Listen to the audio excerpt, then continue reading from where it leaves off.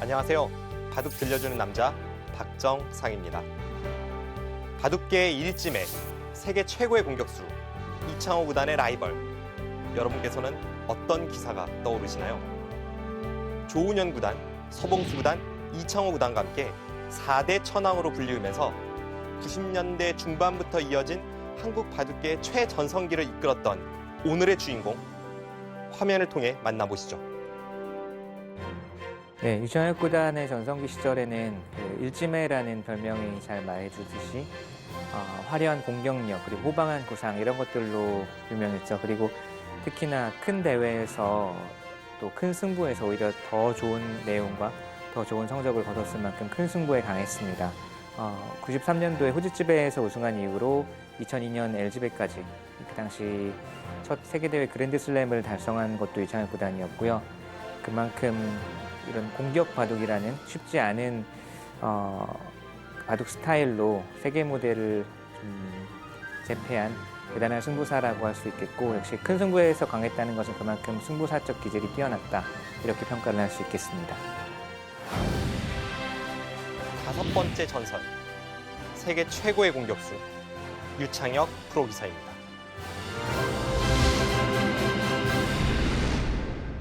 오늘의 주인공 유창혁 구단은 1966년 7남매 중 5째로 태어납니다. 바둑 입문 시기는 비교적 늦었는데요. 초등학교 1학년 때 아마추어 10급이던 아버지의 영향을 받아 어깨너머로 바둑을 시작합니다. 변변한 스승이 없었기에 어머니께서 가위로 오려주는 신문 스크랩으로 바둑 공부를 했는데요. 하지만 그 뛰어난 재능을 바탕으로 76년에서 78년까지 전국 어린이 국수전에서 3년 연속 우승을 달성합니다. 뒤이어 벌어진 1979년의 학초배 전국 아마 대회. 이 쟁쟁한 전국의 아마 고수들을 꺾고 소년 유창혁은 최연소 우승 기록을 달성하는데요. 이 1979년의 기록은 1997년 아마 10강전에서 박영훈 구단이 최연소 기록을 깰 때까지 18년간이나 그 기록을 유지합니다. 바둑계의 기대를 한몸에 받았던 어린 유창혁이었지만 웬일인지 3년간 바둑계를 떠나 공백기를 가집니다. 가정 형편이 어렵기 때문에 바둑에 집중하지 못하는 환경이었다라고 알려져 있는데요. 하지만 바둑을 잊지 못한 그는 고등학교 1학년 때 다시 바둑계로 돌아옵니다. 그리고 이듬해 아마 국수전에서 우승을 달성합니다. 당시 아마 국수전은 아마추어 대회 중에 최고의 명예와 전통이 있는 대회였는데요. 우승자에게는 세계 아마 선수권 대회 선발권이 주어졌습니다. 당시 지금까지도 아마 바둑계 대부로 활동하고 있는 임동균 아마 7단과 결승을 벌여서 청년 유창혁이 우승컵을 들어올렸고 바로 세계 아마 선수권 대회 출전권을 획득하게 됩니다. 1984년 4월에 있었던 세계 아마 바둑 선수권 대회. 그 대회는 유창혁의 인생에서 잊을 수 없는 대회 중 하나가 아닐까 합니다. 한국은 6회 대회까지 4위 이상의 기록을 달성하지를 못합니다. 하지만 고등학생이던 유창혁은 당당히 2위에 입상하게 되죠.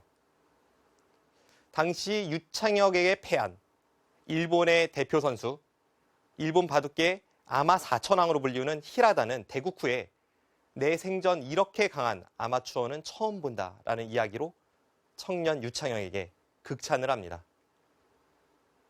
유창혁은 우승이 유력했지만 중국의 왕춘에게 패하면서 아쉽게 준우승에 그쳤는데요. 하지만 자신감을 얻은 유창혁은 돌아오자마자 1984년 4월에 있었던 일반인 입단 대회에서 연구생 시드를 받아서 본선부터 출발을 했고 당당 1위로 10승 1패의 성적으로 프로에 입문하게 됩니다. 입단 첫 해의 성적은 기대보다는 별로였습니다. 5승 4패를 기록했죠. 하지만 적응 무대를 마친 유창혁은 1985년부터 프로 바둑계에 맹폭격을 가하기 시작합니다. 20살의 청년이 된 유창혁은 1985년 51승 15패를 기록하면서 무려 4개 기전 본선에 오릅니다. 왜 본선 4개 진출에 무려라는 수식어를 붙였을까 의아하실 텐데요. 당시의 프로기전의 진행 방식은 이랬습니다. 예선전은 지금과는 달리 1차 예선, 2차 예선, 3차 예선이 있었고 1차 예선은 1단에서 3단까지의 저단진이 그리고 그곳을 통과하면 4단, 5단이 합류하는 2차 예선 그리고 6단 이상의 고단진이 나오는 3차 예선까지 저단진이 본선에 오르기 위해서는 엄청난 연승을 기록해야 했습니다. 하지만 청년 유창혁은 4개 기전 본선에 진출하죠. 1987년에는 수많은 우승 트로피 중 맨 앞에 있는 신예기전 우승 트로피를 들어 올리는데요. 제2기 신왕전에서 임성근 5단을 꺾고 자신의 커리어 첫 타이틀을 획득하고 1988년 드디어 당대 1인자 조훈현의 아성에 금이 가기 시작합니다. 신예기사 유창혁은 대왕전에 도전권을 내밀었는데요. 조훈현 구단에게 3대1로 승리를 기록하면서 자신의 커리어 본격기전 첫 타이틀을 획득함과 동시에 바둑계를 경하게 몰아넣었습니다. 끝없이 돌진할 것 같았던 패기만만했던 유창혁. 그러나 당대 1인자였던 조훈현의 반격은 매우 매서웠죠. 1989년 말에서부터 1990년대 초까지 유창혁은 조훈현 국수와 몇 개 기전 결승에서 연이어 맞붙습니다. 기성전, 대왕전, 바카스배 이 3개 기전에서 맞붙는데 유창혁은 조훈현에게 3번의 대결을 모두 패하고 맙니다. 89년 말부터 90년 중반까지 유창혁은 조훈현에게 계속해서 패퇴하는 그 시기에 이창호는 끊임없이 도전을 하면서 드디어 스승으로부터 타이틀을 획득하기 시작을 하는데요. 그래서 이창호와 유창혁 이 두 라이벌을 비교했을 때 조금씩 이창호의 평가가 올라가던 시기였습니다. 그리고 1990년 9월 제2기 기성전 본선 리그 최종국에서 이 두 라이벌은 대격돌을 하게 됩니다. 당시 본선 리그에서 6승 무패를 기록하고 있던 이창호. 5승 1패로 이창호의 뒤를 바짝 쫓던 유창혁. 게다가 이창호는 41연승이라는 어마어마한 대기록을 질주하고 있었습니다.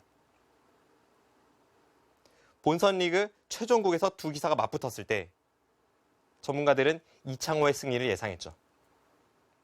하지만 결과는 유창혁의 승리였습니다.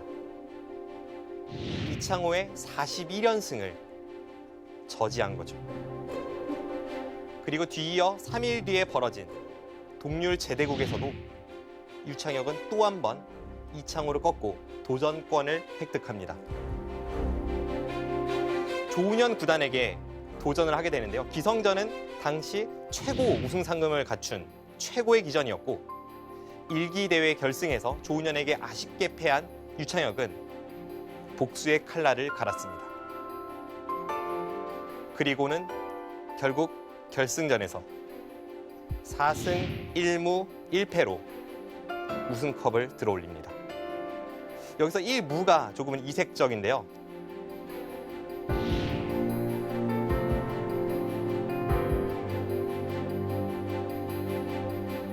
그런데 약 8수 정도 진행이 됐을 무렵 중국 공안 당국의 저지로 대구를 계속 이어가질 못했고 무승부로 처리가 되는 해프닝이 있었죠. 어쨌든 유창혁은 4승 1무 1패로 최고 기전에 우승컵을 들어올린과 동시에 아직 건재함을 바둑계에 알립니다. 하지만 유창혁의 전성기는 아직 오지 않았습니다. 1991년에는 바카스배 결승에서 라이벌 이창호와 첫 결승 대결을 펼치는데요. 당시만 해도 이창호와 유창혁의 상대 전적은 6대 6으로 동률을 이루고 있었지만 이 대승부에서 유창혁은 라이벌 이창호에게 0대 3으로 완봉패를 당합니다. 내상은 깊었죠. 국내 무대에서는 이창호의 1인 독주 체제를 지켜봐야만 했습니다. 그리고 유창혁은 세계로 눈을 돌립니다. 드디어 한국 바둑계에 잊을 수 없는 1993년이 도래합니다. 한국 바둑이 세계를 석권한 한 해인데요. 그 석권의 역사는 이렇습니다. 1993년 2월 진로배 세계바둑 최강전에서 한국팀의 마지막 주자 조훈현 구단은 일본의 마지막 주자 다케미야 마사키 구단을 꺾고 한국팀의 우승을 안깁니다. 5월에 있었던 응시배 세계바둑대회 결승에서는 서봉수 구단이 오우다케 히데오 구단을 3대 2로 꺾고 역전 우승을 일궈내죠. 뒤이어 6월에 있었던 동양증권배 결승에서는 이창호가 조치훈을 꺾고 그것도 3대 0으로 완벽하게 승리를 거두면서 한국의 세 번째 우승을 안겨줍니다. 그리고 마지막 활용점정 후지스배 결승전인데요. 유창혁이 조훈현을 꺾고 우승 트로피를 들어올리죠. 당시에 현존하던 4개 세계대회를 한국이 모두 석권한 한 해입니다. 특히 후지스배에서의 우승은 국내 바둑 팬들을 열광시켰습니다. 1회부터 5회까지 벌어졌던 후지스배에서 한국은 아예 힘을 쓰지 못했습니다. 결승 진출조차 단 한 차례도 없었습니다. 이 난공불락의 성, 후지스 성을 유창혁과 조훈현이 깃발을 꽂으러 4강전에 출격을 하는데요. 조훈현의 상대는 일본의 가토마사오 구단, 유창혁의 상대는 일본의 아와지 슈조 구단이었습니다. 대국이 벌어지던 날 종반까지 한국에서 검토하던 기사들은 거의 포기를 하는 시점이 왔습니다. 두 대국 모두 도저히 이길 수가 없는 바둑이라는 그런 평가가 지배적이었고요. 하지만 일본에서 실시간으로 전해지는 팩스, 수순이 진행될수록 유창혁과 조훈현은 힘을 내기 시작했고 두 대국 모두 대역전, 반집승으로 끝이 납니다. 한 달 뒤 93년 8월에 있었던 결승전에서 형제 대결 끝에 유창혁은 조훈현을 꺾고 우승 트로피를 들어올립니다. 진로배의 조훈현, 응시배의 서봉수, 동양증권배의 이창호에 이어 후지스배의 유창혁까지 한국 바둑의 4대 천왕은 세계 바둑의 4대 천왕이 되었습니다. 그리고 유창혁은 후지스배 우승을 바탕으로 1993년 말 최우수 기사상을 수상합니다. 당시의 세계 무대는 한국이 통일했는데 국내 무대는 균등하게 배분이 되어 있지 않았죠. 이창호의 1인 독주 체제는 계속해서 이어졌습니다. 그리고 딱 이 시기부터 유창혁은 왕위전의 전설을 써 내려가기 시작합니다. 기사들이 인연이 있는 기전이 저마다 하나씩은 있는데요. 그래서 조훈현 구단은 조국수로, 서봉수 구단은 서명인으로 불리우죠. 유창혁 구단은 아직까지도 유왕이로 불리우곤 합니다. 이창호 구단이 한국 바둑계의 천하 통일을 앞두고 있던 시기 90년대 초반으로 가보면요. 왕위전에서 유창혁은 이창호에게 도전을 하게 되는데 1992년 이 도전 7번 승부에서 4대 3으로 극적으로 타이틀을 획득합니다. 그리고 1993년 조훈현 구단과 결승전을 치르는데요. 이 조훈현 구단의 도전을 받아 무려 3차례 반집 승부가 나오고 6판의 대구, 집수를 다 합쳐서 14집밖에 안 될 정도로 아주 치열한 접전을 펼치는데 4대 2로 방어에 성공하며 2연패를 달성합니다. 1994년 가장 큰 위기가 찾아옵니다. 16개 기전 중에 13개를 이창호가 갖고 그 외에 3개의 타이틀은 다른 기사가 갖고 있는 시기였습니다. 그리고 이창호는 천하통일을 위해 왕위전에서 도전권을 획득합니다. 국내 무대 천하통일을 노리던 이창호를 맞아 유창혁은 불리한 싸움을 할 것이라는 예상이 지배적이었습니다. 하지만 4승 2패로 훌륭하게 방어에 성공하며 3연패를 달성하죠. 이 중 94년에 있었던 제28기 왕위전 이창호와의 결승 최종국으로 지금부터 한번 가보도록 하겠습니다.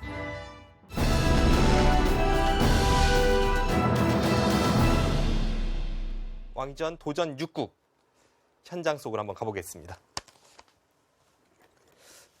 백이 유창혁 6단, 흑이 이창호 6단입니다. 이쪽으로 뛰고 늘어서 아래쪽의 백의 모양을 키워가는 상황입니다. 이창호 6단은 이곳을 틀어막고 호구치자 이렇게 한 칸을 띄어서 아래쪽의 백의 모양을 붓으러 가는데요. 이쪽에 젖히는 것과 날일자, 넘는 것을 보고 있습니다. 붙이고 날일자를 두고 당시에는 종종 두어지던 그런 수법입니다. 끊으니까 따내고 초반부터 패의 공방이 이어지게 되었는데요. 여기서 백이 여기를 이을 수는 없죠. 이는다면 여기를 이어서 축으로 모는 것과 이쪽으로 넘는 게 맛보기가 되어서 백이 곤란한 상황을 맞이하게 됩니다. 단수를 쳐서 패를 시작했고요. 네, 이쪽을 돌파해 갑니다.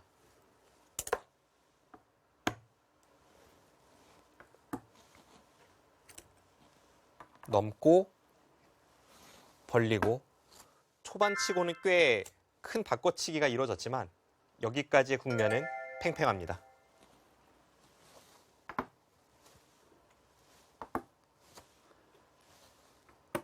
흑의 모양을 지켰고요. 바짝 다가서자 이번에는 이쪽을 넘어서 실리로도 크고 좌변의 흑도를 좀 더 안정시키는 의미가 있습니다. 이 장면에서 유창혁의 화려한 기풍이 나오는데 결과적으로는 그 수가 조금 실속이 없어서 이창호 6단에게 끌려가게 되는 원인이 됩니다. 이곳을 두었는데요. 보통이라면 이런 식으로 두어서 상변을 모양을 지켜가는 게 무난하겠죠. 이 수는 유창혁 6단 다운 수였지만 결과적으로는 그 판단은 좋지 않았습니다.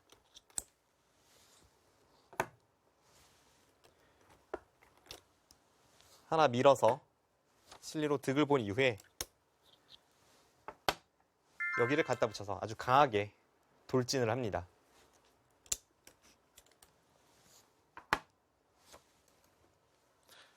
하나 붙여놓고 이렇게 상변을 침입을 하니까 이 수는 흑돌이 산다면 조금 허무한 수가 되었는데요.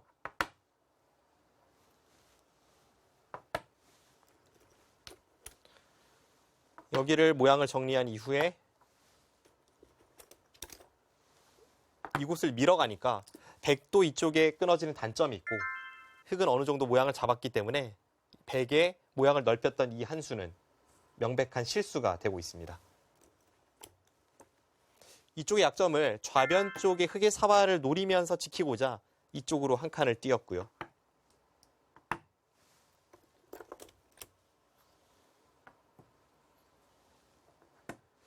이 장면에서 이창호 6단은 정말 이창호스럽게 아주 단단하게 우세를 취해갑니다. 바로 이수입니다. 지금 유창혁 6단은 이곳의 흑돌에 근거를 빼앗기 위해 여기를 한 칸을 띄었고 흑에게 살라라고 강요하고 있습니다. 여기를 살면 이제 이쪽 부분을 젖혀 이으면서 뭔가 좀 더 이제 공격의 여지가 있는데 이창호 6단이 이곳을 젖혀 있자 공격하기가 만만치 않아졌습니다. 그 이유는 실전에도 이제 형태가 나오는데요. 이곳을 하나 젖힌 이후에 여기를 젖혀 이었습니다.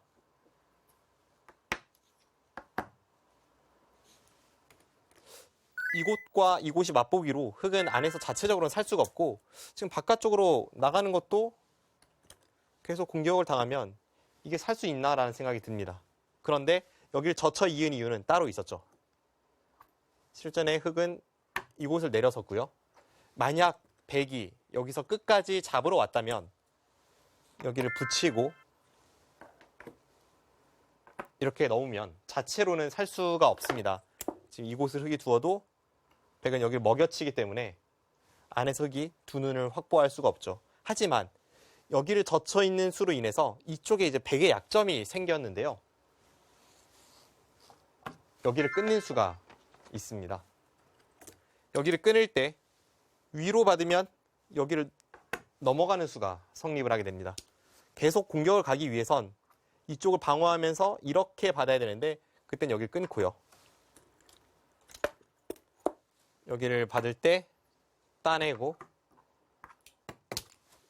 이을 때 그러고 나서 바깥쪽으로 나온다면 이제는 백돌도 못 살아있기 때문에 완벽하게 흙을 공격하기가 조금 어려운 자세입니다. 실전에 유창혁 6단도 이 진행을 선택을 하지 못했습니다.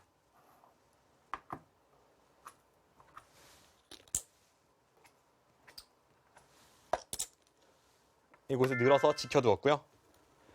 여기를 늘어서 살면서 이곳에서의 공방은 일단락이 되었는데 흙이 곳곳에 실리가 돋보이는 국면입니다. 이선으로 저공 비행을 들어왔습니다. 국면은 계속해서 도전자 이창호 6단이 리드하고 있습니다.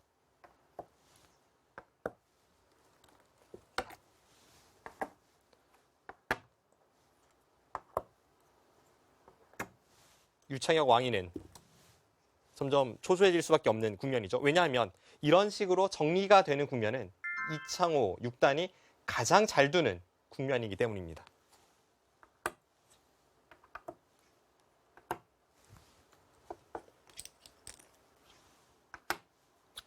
붙이고 이곳을 끊어서 하나하나 정리를 해 나갑니다. 흑도를 괴롭히면서 중앙 쪽에 뭔가 넓은 모양을 키우려고 하지만 중앙은 이쪽 저쪽이 터져 있기 때문에 그것을 지켜내기가 만만치 않아 보입니다.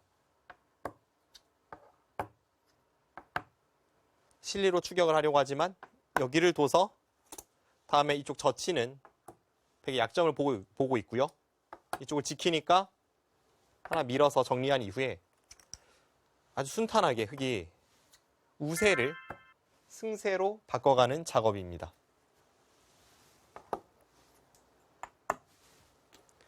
이바둑은 후반에 도전자 이창호 6단의 수익기 착각으로 어찌 보면 결승에서는 조금 보기 드문 그런 해프닝으로 끝이 나는데요. 상변 쪽에 사활을 주목해 주시기 바랍니다.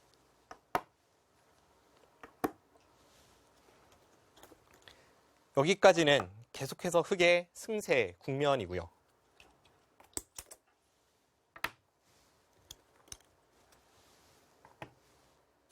늘고 이쪽을 밀어갔습니다. 도전자 이창호 6단이 중앙 쪽 모양을 조금 더 신경을 썼다면 혹은 상변 쪽의 사활을 좀 더 정확히 봤다면 실전 같은 흙의 입장에서의 참사는 벌어지지 않았을 겁니다. 실전은 그것을 경시했기 때문에 여기를 막고 여기를 틀어막자 도전자의 패착이 등장합니다. 여기를 두 칸을 띄었는데요. 이수로서 유창혁 왕위의 3연패가 달성됩니다. 흙은 상변 쪽의 사활을 방어했어야 하고 이수나 이수로 방어를 했다면 이바둑은 흙의 승세였습니다. 물론 백도 계속 중앙을 키워올 테지만 이런 정도로 이제 깨 들어가면 큰 집이 날 것 같지는 않습니다. 흙이 우세했던 바둑인데 실전의 도전자는 상변 쪽의 사활을 간과하는 실수를 저지르고 여기를 끊고 눈목자로 달리자 그 실수를 깨닫게 됩니다.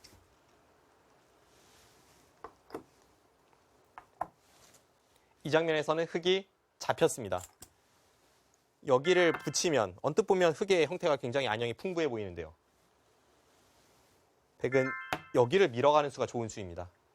그래서 흙이 어디를 두든 지금 여기를 당하면 흙이 곤란하기 때문에 흙은 이어야 되는데 그러고 여기를 두면 이 흙돌은 살 수가 없습니다. 마찬가지로 다른 식으로 응수를 해보아도 흙은 살 수가 없는데요. 실전에 흙은 여기를 갖다 붙였습니다. 이 장면이 백이 조심해야 될 포인트인데요. 유창혁 왕이는 정확하게 수를 읽고 있었죠. 다음 한 수가 이 대국의 마지막 수가 됩니다. 지금 여기를 잡으면 여기를 끊어서 이쪽과 이쪽이 맛보기로 백이 성가시죠. 실전에 이 붙임수 결정타입니다. 이곳과 이곳이 맛보기가 되어서 이 한 수로 인해서 상변의 흙 대만은 살 수가 없고 도전자 이창호 6단은 돌을 거두었습니다.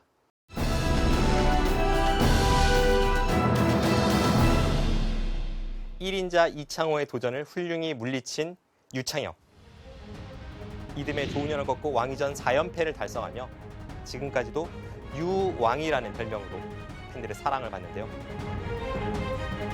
사실 국내 무대보다는 세계 무대에서의 성적이 더 좋았습니다.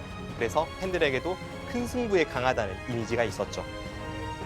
1993년에 후지스베에 이어 96년에 응시베, 99년에 후지스베 두 번째 우승, 그리고 2000년 삼성화재배, 2001년 출란배, 2002년 LG배까지 메이저 세계대회에서만 6번의 우승을 기록합니다. 특히 2002년 LG배 우승으로 세계대회 그랜드슬램을 달성합니다. 2000년대 중후반까지는 한국 바둑계의 강자로서 승부 제1선에서 활발히 활동을 했는데요. 최근에는 국가대표팀 감독을 역임하기도 했고 한국기원 사무총장으로 행정을 하고 있습니다. 제2의 바둑 인생을 살고 있는 유창혁 사무총장을 응원하면서 지금까지 바둑 들려주는 남자 박정상이었습니다. 바둑 행정가로서 제2의 바둑 인생을 살고 있는 유창혁 사무총장이시죠. 바둑 한 판을 이기기 위해서는 초반, 중반, 종반 두루 강해야 되고 또 판 전체를 살피는 전체적인 균형을 잘 살피는 그런 능력도 있어야 합니다. 마찬가지로 바둑 행정가로서 바둑계 전체를 두루두루 잘 살피고 또 초반, 중반, 종반 모든 것에 또 두루두루 강한 모습을 보여주셔서 모든 바둑계가 더 나은 미래로 발전한 모습을 보여줄 수 있도록 힘써주셨으면 하는 바람입니다.